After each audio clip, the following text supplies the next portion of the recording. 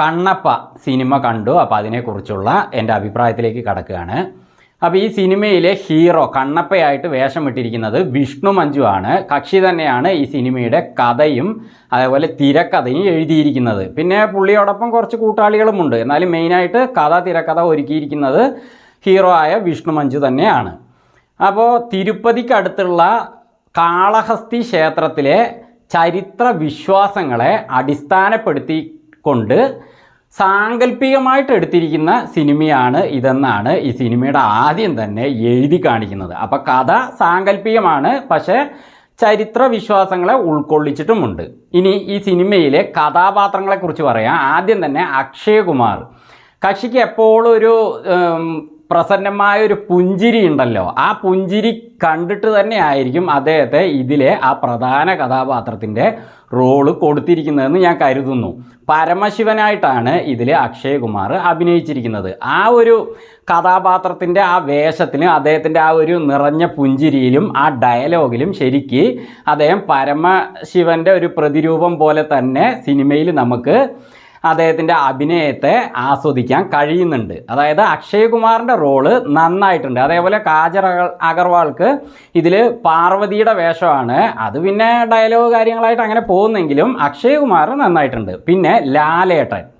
ഞാൻ ഈ ടീസറൊക്കെ കണ്ടപ്പോൾ ലാലേട്ടനെ ഈ സിനിമയിൽ ഒന്നിനും കൊള്ളാത്തൊരു റോളായിരിക്കുമോ എന്ന് കരുതി. പക്ഷെ അങ്ങനെയല്ല കേട്ടോ. അദ്ദേഹത്തിൻ്റെ സ്റ്റാർഡമിനും അതേപോലെ ആ ഹീറോയിസത്തിനും ഒതുങ്ങിയ വിധത്തിലുള്ള, അതായത് അത് എടുത്തു കാണിക്കുന്ന രീതിയിലുള്ള നല്ലൊരു കഥാപാത്രം തന്നെയാണ് ലാലേട്ടൻ ഇതിൽ ചെയ്തിരിക്കുന്നത്. കിരാത എന്നൊരു കഥാപാത്രത്തെയാണ് ചെയ്തിരിക്കുന്നത്. അത് നന്നായിട്ടുണ്ട്. ലാലേട്ടനെ ഒരിക്കലും ഈ സിനിമയിൽ അങ്ങോട്ട് ഒരു തള്ളി വെച്ചതായിട്ട് തോന്നുന്നില്ല. കാമിയോ റോളാണ്, പക്ഷെ എന്നാലും അത് ആ കുറച്ച് സമയമേ ഉള്ളൂ എങ്കിലും നന്നായിട്ടുണ്ട്. അതേപോലെ തന്നെയാണ് പ്രഭാസിൻ്റെ രുദ്ര എന്ന കഥാപാത്രവും കൊടുത്തിരിക്കുന്നത്. അതും കാമിയോ റോള് തന്നെയാണെങ്കിലും പ്രഭാസിനും അദ്ദേഹത്തിൻ്റെ ആ സ്റ്റാർഡമിന് പറ്റിയ രീതിയിലുള്ള ഒരു കഥാപാത്രം തന്നെയാണ് ചെയ്തിരിക്കുന്നത്. നന്നായിട്ടുണ്ട്.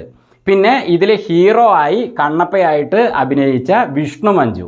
കക്ഷിക്ക് ഇതിൻ്റെ ഈ ഫസ്റ്റ് ഹാഫ് വരെ വളരെ ഒരു നല്ലൊരു സ്ട്രോങ് കഥാപാത്രമായിട്ടാണ് പോകുന്നത്. അവസാനം വരെ അങ്ങനെ തന്നെയാണ്. പക്ഷേ ഫസ്റ്റ് ഹാഫിൽ അങ്ങേർക്ക് നല്ല ആക്ഷനും കാര്യങ്ങളും അതേപോലെ ഇതിൽ നരബലിയെക്കുറിച്ചൊക്കെ ഒരു സംഭവങ്ങളൊക്കെ ഇതിൽ വന്നിട്ടുണ്ട്. അതിൽ നായകൻ അതിനെതിരെ എടുക്കുന്ന തീരുമാനങ്ങൾ കാര്യങ്ങളൊക്കെ നന്നായിട്ടുണ്ട്. അതേപോലെ ആ നായകൻ്റെ ആ ഫസ്റ്റ് ഹാഫ് വരെയുള്ള ആക്ഷൻ കാര്യങ്ങളും നന്നായിട്ടുണ്ട്. അപ്പോൾ ഇതൊക്കെയാണ് സിനിമയിൽ കുഴപ്പമില്ല എന്നെനിക്ക് തോന്നിയ കാര്യങ്ങൾ. ഇനി സിനിമ എങ്ങനെയായിരുന്നു എന്ന് പറയാം.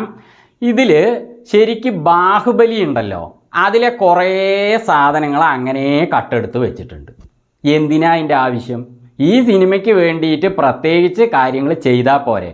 ഇപ്പോൾ തമന്നയും പ്രഭാസും ആ സിനിമയിൽ അങ്ങോട്ട് വഴക്കടിച്ചുകൊണ്ട് ഫൈറ്റ് ചെയ്തുകൊണ്ട് ഒക്കെ ഒരു സോങ് ഒക്കെ ഇല്ലേ, അതേ സംഭവം ഇതിലും എടുത്തു വെച്ചിരിക്കുന്നു.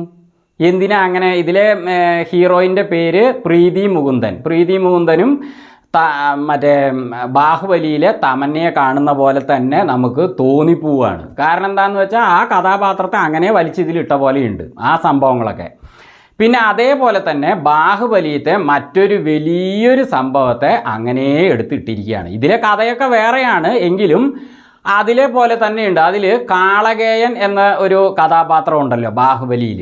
അയാൾ വലിയ സൈന്യമൊക്കെ ആയിട്ട് ഇവർക്ക് എതിരെ മഹിഷ്മതി സാമ്രാജ്യത്തിനെതിരെ യുദ്ധത്തിന് വരുമ്പോൾ വലിയ യുദ്ധവും കാര്യങ്ങളൊക്കെ രാജമൗലി അതിൽ ഗംഭീരമായിട്ട് ഒരുക്കിയിട്ടുണ്ടായിരുന്നു. അതേപോലത്തെ ഒരു സംഭവത്തെ ഇതിലും വലിച്ചിട്ടിരിക്കുന്നു. എന്തിനാ അതിൻ്റെ ആവശ്യം? ഈ സിനിമയ്ക്കായിട്ട് വേറെ രീതിയിൽ ചെയ്താൽ പോരെ. എന്നിട്ട് അത് ശരിയായോ? അതാണ് രസം. ഇതിൽ കാളകേയന് പകരം വരുന്ന വില്ലൻ, ആ വില്ലനുമായിട്ടുള്ള യുദ്ധം കാര്യങ്ങളൊക്കെ നമ്മൾ വളരെയധികം പ്രതീക്ഷിച്ചു. ശരി, ഇതിൽ ആ സംഭവം അങ്ങനെ ഇതിൽ എടുത്തിട്ടുണ്ടെങ്കിലും പക്ഷെ ആ സംഭവം എടുത്തിടുക പറഞ്ഞാൽ അതിലെ കഥാപാത്രങ്ങളെ അല്ല കേട്ടോ, അതേപോലെ തോന്നിപ്പിക്കുന്ന കാര്യങ്ങൾ ഇതിലുണ്ട്. അതാണ് ഞാൻ ഉദ്ദേശിച്ചത്. അപ്പോൾ വില്ലനുമായിട്ട് നല്ല യുദ്ധം അതിൽ കാളകേയനുമായിട്ട് ഉണ്ടായ പോലെ ഉണ്ടാവുമെന്ന് കരുതി. എവിടെ ഉണ്ടായി?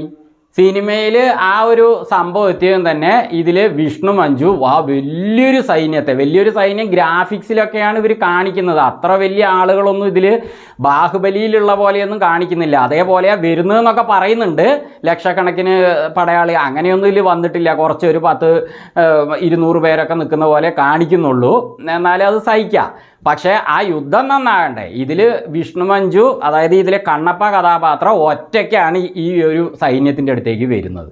പിന്നെ അദ്ദേഹത്തിൻ്റെ കൂടെയുള്ള ആളുകളൊക്കെ കൂടുന്നുണ്ട്, കുറച്ച് ആളുകളുണ്ട്, ഓക്കെ, കൂടുന്നുണ്ട്. പക്ഷെ അതൊന്നും ഒരു യുദ്ധമായിട്ടേ നമുക്ക് തോന്നുന്നില്ല. മാത്രമല്ല വില്ലൻ്റെ കാര്യത്തിൽ ഇതിലെ ആ ഒരു കണ്ണപ്പ കാര്യങ്ങളൊക്കെ പെട്ടെന്ന് തീർക്കുകയാണ്. നമ്മൾ പ്രതീക്ഷിച്ചതൊന്നും നടക്കുന്നില്ല. അതേസമയം വില്ലൻ്റെ സഹോദരൻ ആദ്യം വരുന്നുണ്ട് ഇതിൽ, സിനിമയുടെ തുടക്കത്തിൽ. അവനുമായിട്ടൊരു ഫൈറ്റും കാര്യങ്ങളൊക്കെ വിഷ്ണു മഞ്ജുവിനുണ്ട്. അത് നന്നായിട്ടുണ്ട്, കുഴപ്പമില്ല. പക്ഷേ പ്രധാന കഥാപാത്രം എത്തുമ്പോൾ അതിനനുസരിച്ച കാര്യങ്ങൾ വേണ്ടേ? ഒന്നുമില്ല, വേഗം തീർന്ന പോലെ ഉണ്ട്. ആക്ഷനും കാര്യങ്ങളൊക്കെ ഉണ്ട് കേട്ടോ, ഇല്ല ഞാൻ പറയുന്നില്ല. പക്ഷെ നമ്മൾ പ്രതീക്ഷിച്ച പോലെയൊന്നും കാര്യങ്ങൾ വന്നിട്ടില്ല. പിന്നെ അതേപോലെ തന്നെ കുറേ ലാഗ് വരുന്നുണ്ട് ഈ സിനിമയിൽ. ഇത് ശരിക്ക് പറഞ്ഞാൽ ആർക്ക് ഇഷ്ടപ്പെടുമെന്ന് ചോദിച്ചാൽ പരമശിവൻ്റെ മേലെ ഭക്തിയുള്ള ആളുകൾക്ക് ഈ സിനിമ ഓക്കെ ആയിരിക്കും. കാരണം പരമശിവനോടുള്ള ഭക്തിമയത്തെക്കുറിച്ച്, അതിൻ്റെ മഹത്വത്തെ എടുത്തു കാണിക്കാൻ വേണ്ടിയിട്ട് എഴുതിയിരിക്കുന്ന കഥയാണ് കണ്ണപ്പ. അത് തെളിഞ്ഞ് കാണാം. പക്ഷേ അത് ഓക്കെ, അത് എനിക്കും ആ ചരിത്ര വിശ്വാസങ്ങൾ, പുരാണ ഇതിഹാസങ്ങളൊക്കെ ഇഷ്ടാട്ടോ, അതൊക്കെ ഞാൻ കണ്ടിരുന്നു. പക്ഷേ ഇതിൽ ഒരു സീനിൽ കണ്ണ് ചൂഴ്ന്നെടുത്തിട്ട് ഒരു സംഭവത്തിൽ വെച്ച് കൊടുത്തിട്ട് അത് വർക്ക് ചെയ്യുക. അതെന്താണെന്ന് ഞാൻ പറയുന്നില്ല, സിനിമ കണ്ട് നിങ്ങൾ മനസ്സിലാക്കുക. അപ്പോൾ അങ്ങനെയൊക്കെ ഒരു സീനൊക്കെ വെച്ചിട്ടുണ്ട്. പക്ഷേ ഇതൊക്കെ ശരിക്കും പുരാണത്തിലുള്ളതാണോ, സത്യമാണോ? എനിക്ക് തോന്നിയില്ല. പക്ഷേ അങ്ങനെ ചരിത്ര കഥയിൽ, ചരിത്ര സംഭവങ്ങളിൽ ഉള്ളതാണെങ്കിൽ അത് അതേപോലെ കാണിക്കണം, ഓക്കെ, അത് ഞാൻ അംഗീകരിക്കുന്നു, മാനിക്കുന്നു. പക്ഷേ എനിക്കിത് തോന്നിയിട്ട് ഈ നന്ദമൂരി ബാലകൃഷ്ണയുടെ സിനിമകളില്ലേ തെലുങ്കിൽ, അതിൽ പുള്ളി അമാനുഷികമായി ട്രെയിനിനെ ഒരു വിരലുകൊണ്ട് നിർത്തുന്നതും അങ്ങനെയൊക്കെ ഇല്ലേ, അതുപോലെയൊക്കെ തോന്നുക. കണ്ണൊക്കെ എടുത്തിട്ട് വല്ല ഒരു ഈ മീനിൻ്റെ വലിയ കണ്ണില്ലേ, അതൊക്കെ എടുത്തിട്ട് ഇങ്ങനെ ഫിറ്റാക്കുന്ന പോലെയൊക്കെ, അതൊക്കെ ഒന്നുകൂടി ഗ്രാഫിക്സിലൊക്കെ ഒന്നുകൂടി നന്നാക്കാമായിരുന്നു.